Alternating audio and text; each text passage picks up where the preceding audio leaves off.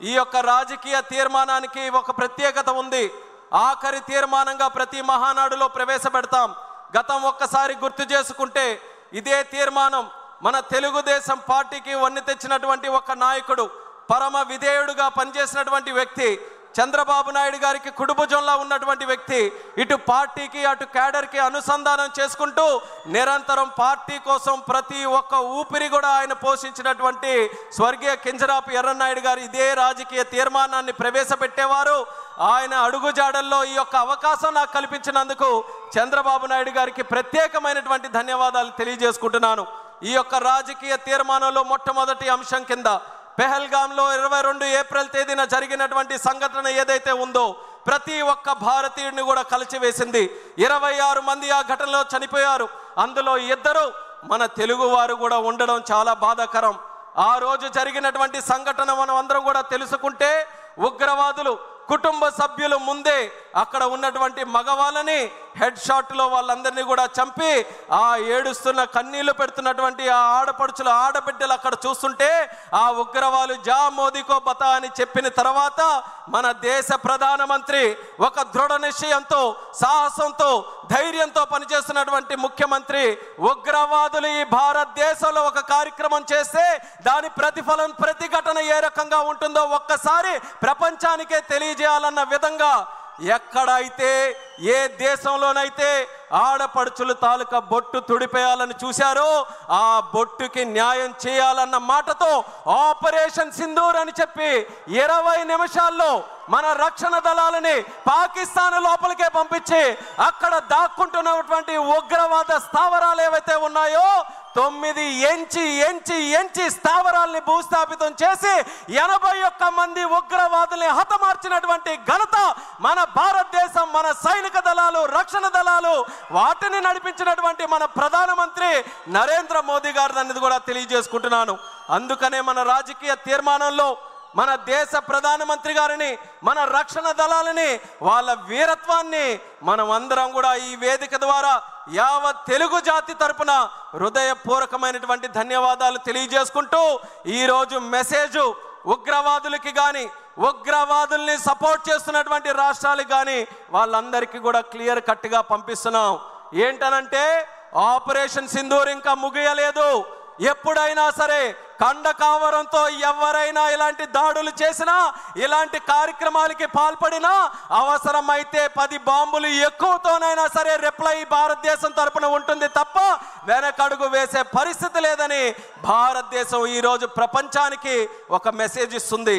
శాంతిని ప్రేమించే దేశం ఈ భారతదేశం, శాంతిని ప్రమోట్ చేసే దేశం ఈ భారతదేశం. అటువంటి శాంతిని ఈ దేశానికి దూరం చేయాలని ఎవరైనా ప్రయత్నం చేస్తే అదే వాళ్ళకి ఆఖరి రోజు అవుతుందనేది కూడా ఈ సభాముఖంగా తెలియజేస్తున్నాం. దానితో పాటు తెలుగుదేశం పార్టీ తాలూకా సిద్ధాంతం అది. తెలుగుదేశం పార్టీ పుట్టినప్పటి నుంచి ఆవిర్భావం ఒక ప్రాంతీయ పార్టీగా అయినా సరే భావం మాత్రం జాతీయం. దేశభక్తితో ఎప్పుడు కూడా పనిచేశాం. రాష్ట్ర ప్రయోజనాల కోసం ఎప్పుడైనా చేసినా దాంట్లో దేశభక్తిని ఎప్పుడైనా చాటించుకొని దేశం కోసమే నిరంతరం కూడా మన కార్యక్రమాలు చేశాం. అటువంటిది కోఆపరేటివ్ ఫెడరలిజం, రాష్ట్రానికి దేశానికి ఉన్నటువంటి సత్సంబంధాలని తెలుగుదేశం పార్టీ ఎప్పుడు గౌరవిస్తూ ప్రమోట్ చేస్తూ ముందుకు నడిపించింది. అధికారంలో ఉన్న ప్రతిపక్షంలో ఉన్న చరిత్ర తీసుకుంటే తెలుగుదేశం పార్టీ మొదలైన నుంచి స్వర్గీయ విశ్వవిఖ్యాత నట సార్వభౌముడు ఎన్టీ రామారావు గారి దగ్గర నుంచి ఎన్నో కూటములు దేశ స్థాయిలో మనం ఏర్పాటు చేశాం. కేవలం ఒకే ఒక్క ఆలోచన, సామాజిక న్యాయం మనం నిరూపించాలి, అలాగే ప్రజాస్వామ్య విలువలు మనం కాపాడాలి, దేశ సమగ్రతని అలాగే ప్రజల తాలూకా భవిష్యత్తుని మంచిగా మనం ముందుకు నడిపించాలని అనేక కూటములు, వాటితో పాటు ఎంతోమంది ప్రధానమంత్రుల్ని మన తెలుగుదేశం పార్టీ తరపున నిర్ణయించాం. అలాగే ఎంతోమంది రాష్ట్రపతుల్ని నిర్ణయించడానికి కీలకమైనటువంటి పాత్ర మన తెలుగుదేశం పార్టీ తరపున ఇచ్చేసాం. ఒక్కసారి తెలుగుదేశం పార్టీ తాలూకా శక్తి అందరికీ కూడా ఒక్కసారి గుర్తు చేయాలనంటే, ఒక ప్రాంతీయ పార్టీలో ఉన్నటువంటి నాయకుడిని ప్రధానమంత్రి చేయాలన్నా, ఒక ముస్లిం మైనారిటీకి చెందినటువంటి వ్యక్తిని రాష్ట్రపతి చేయాలన్నా, ఒక దళితుడుగా ఈ రాష్ట్రంలో పుట్టినటువంటి వ్యక్తిని సభాపతిగా పార్లమెంటులో స్పీకర్గా నిలబెట్టాలన్నా ఆ ఘనత మన తెలుగుదేశం పార్టీకే దక్కిందని ఈ సభాముఖంగా తెలియజేస్తున్నాను.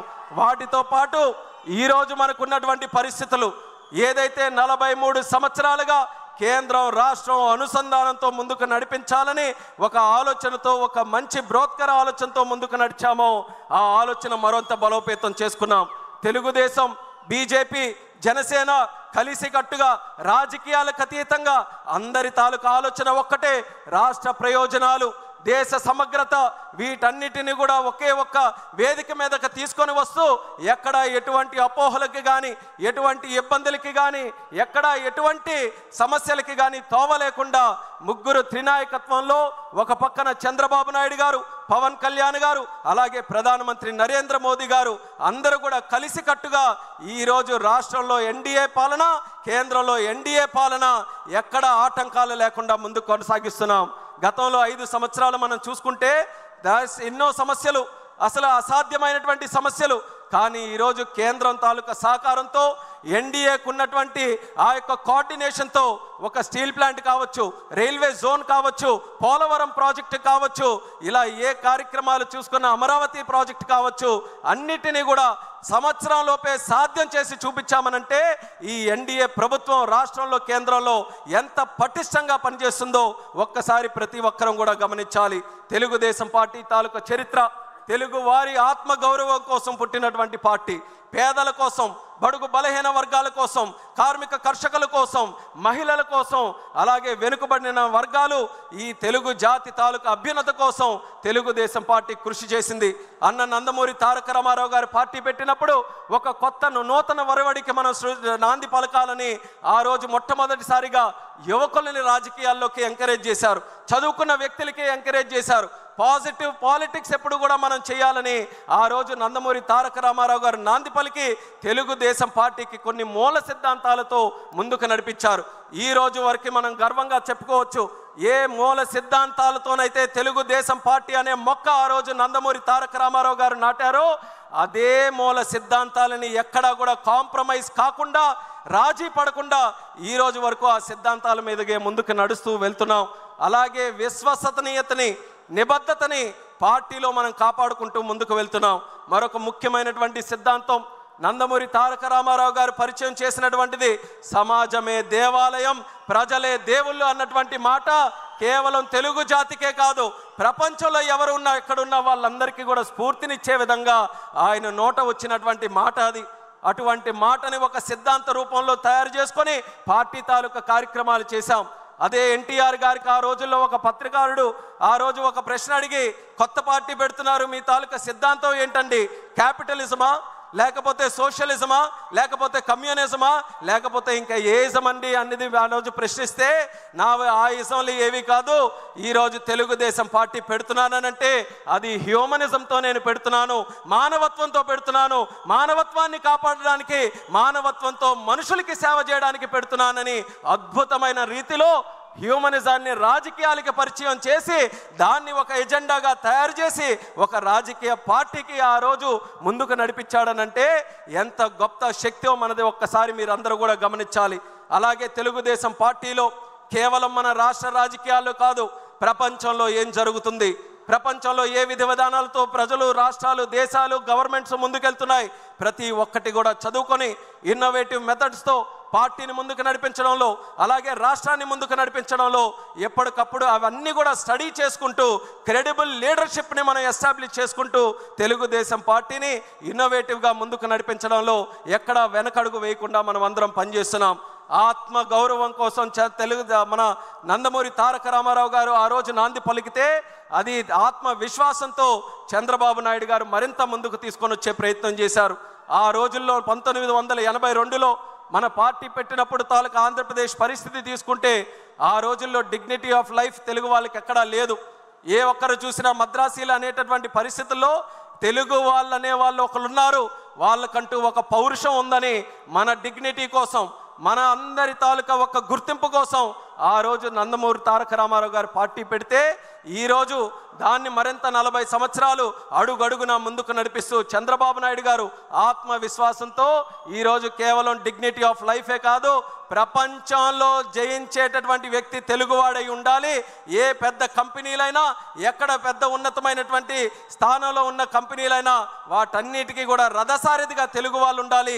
గ్లోబల్ లీడర్షిప్తో తెలుగు జాతి ముందుకు రావాలని ఈరోజు మనం అందరం కూడా ముందుకు నడుస్తున్నాం. వాటితో పాటు సంస్కరణలు కానీ, లేకపోతే అభివృద్ధి కానీ, సంక్షేమం కానీ, ఇవన్నీ కూడా తెలుగుదేశం పార్టీతో మొదలైనవే.